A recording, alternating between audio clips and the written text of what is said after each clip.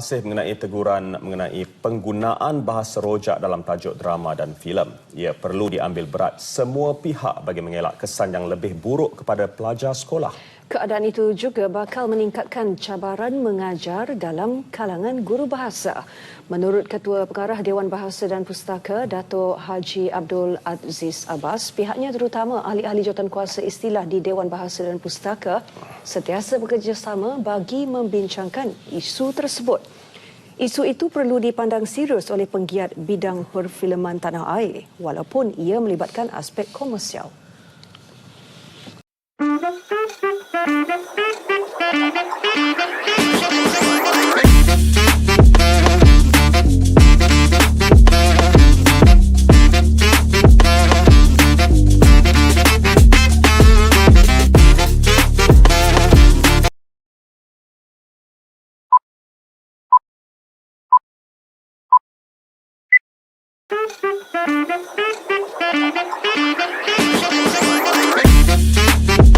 Boring mak aku belah hari ni.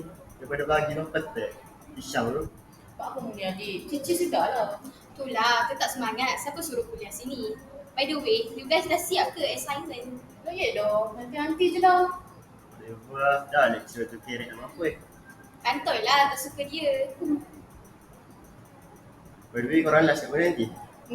Tong kapal kot. Malas lah nak makan kat kafe.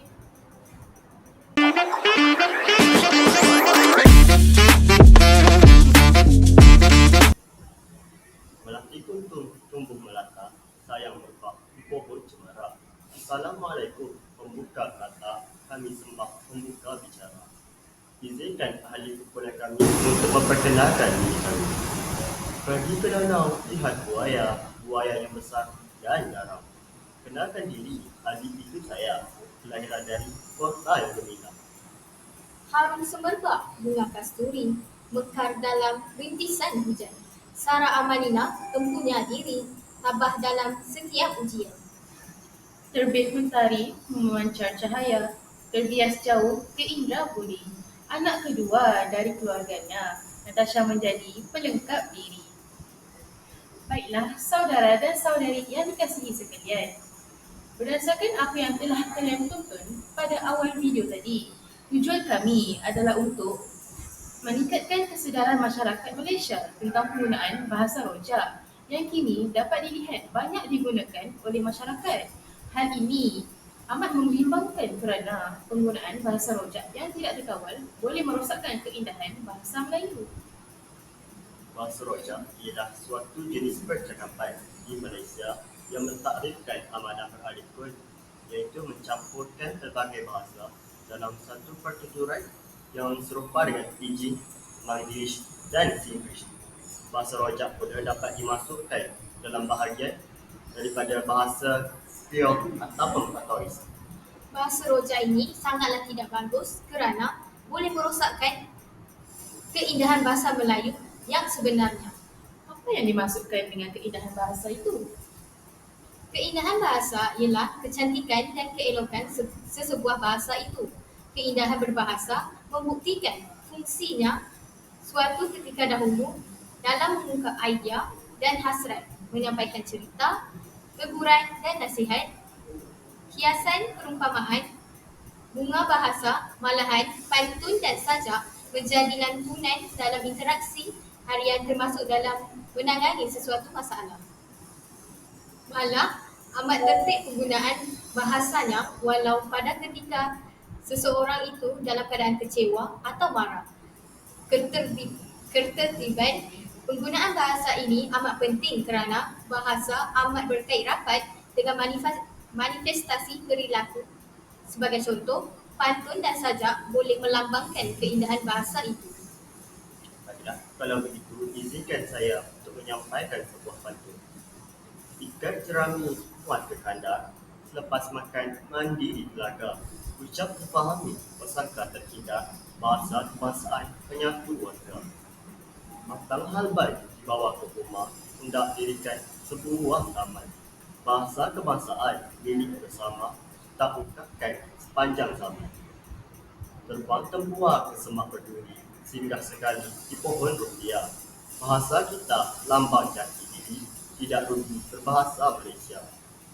Berbanjar cemara tanah rata, tempat keduhan sekumpulan orang. Segala mesra bahasa kita anugerah warisan pusat keturunan. Wah, sungguh indah bahasa yang saudara gunakan. Kalau begitu, izinkan saya pula untuk mendeklamasikan saja.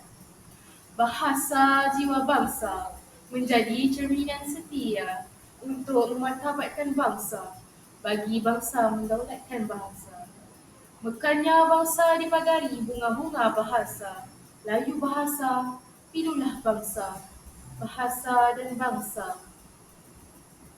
Harum semerbak di taman tercinta.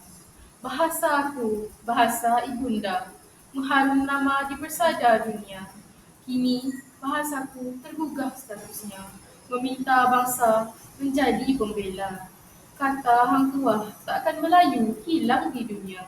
Renunglah sejenak, musnah bahasa, punahlah bangsa. Saya juga ingin mendeklamasikan sebuah sajak. Lahirmu umpama terukir, segala hiasan takdir. Hiasan seindah semesta, disulam dalam kata, dipatri dalam jiwa. Oh, siapa tidak gentar, calitmu yang menggegah setiap ceruk Nusantara, mengutus kabar keluarga, melerai perang saudara. Oh, siapa tidak lupa sejarahmu yang menyapa setiap wajah bangsa, ditunjani palava purba, diperkasa Jawi dapat tiap.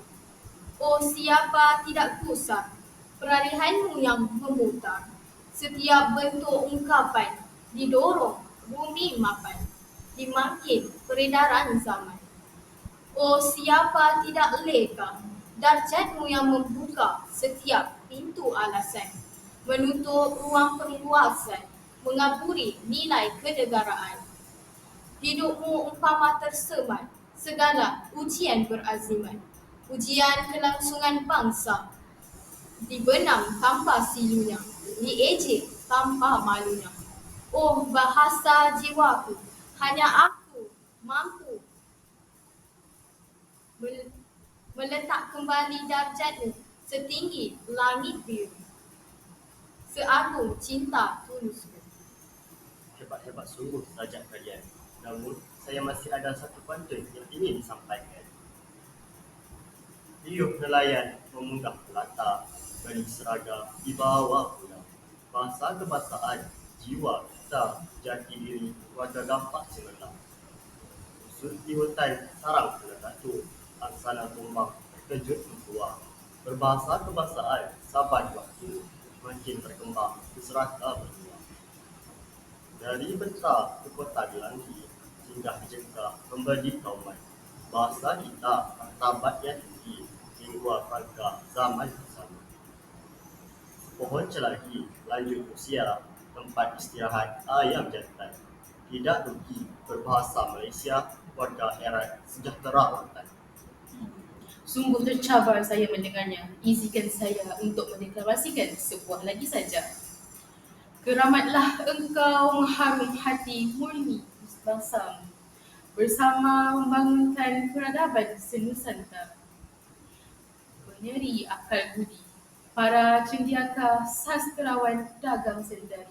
Suaramu kini bertahta di istana, santun bicara rakyat jelata. Suaramu bergema di Dewan Parlimen, dalam sidang dan di kamar para hakim arif, membuka gelanggang hujah dan debat, menggubal kanun dan akta, menegakkan kebenaran dan keadilan. Dahulu pun engkau memang telah dimahkotakan di rantau damai ini beratus tahun silam, memberi makna di tafsir ibarat, logat dan dialek, puisi dan seloka, lingua franca, dagang santeri, mubalik dan upaduta. Lunak dan halus bicaramu di Balayong Seri, ketika merafak sembah, menerima anugerah, menjunjung kasih atau menjunjung perintah. Denganmu lahir pujangga dan pendeta ilmuwan Tun Sri Lanang, Raja Ali Haji Abdullah Rashid dan Zafar. Saya lihat saudari Sarah seperti berminat. Adakah saudari juga ingin menambah? Jika sudah diberikan peluang, apa salahnya? Silalah dengar sajak yang saya ingin deklamasikan. Ayo taulan kita bersama, perjuangkan bahasa kebangsaan kita. Moga tidak lenyap ditelan masa, menjadi sejarah dunia. Berbanggalah dengan bahasa, lambang perpaduan bangsa, meskipun harus berbahasa kedua, bahasa ketiga atau apa jua bahasa yang ada. Jangan dicemari warisan lama. Cintailah bahasa kita kerana bahasa jiwa bangsa. Baiklah, dari sini kita dapat lihat betapa unik dan indahnya bahasa Melayu. Jadi, sebagai rakyat Malaysia, kita perlu memartabatkan bahasa ibunda yang indah ini dengan penuh semangat kerana bahasa jiwa bangsa. Benar kata-kata saudari Nasha itu. Jika orang Melayu hendak menjadi bangsa yang besar, orang Melayu mesti mempelajari dan memelihara secermat-cermatnya bahasa Melayu sambil menerima dan menambahkan pengetahuan bahasa. Jadi, sampai di sini sahajalah perbincangan kita. Semoga perbincangan ini sedikit sebanyak dapat memberi manfaat serta kesedaran dalam diri kita sebagai bangsa Melayu. Dari Kedah ke Pekansari, beli swasta di Kota Tinggi. Selesai sudah tugasan kami, jelai masa bersuara. Selesai meriah majlis acara, perkara baik jadi pedoman. Andai ada terlanjur bicara, salah silap harap dimaafkan. Menarik halus papan di Jawa, tersekam kuku di gerbang batu. Adat berjumpa, terpisah jua, moga bertemu di lain waktu. Sekian, terima kasih.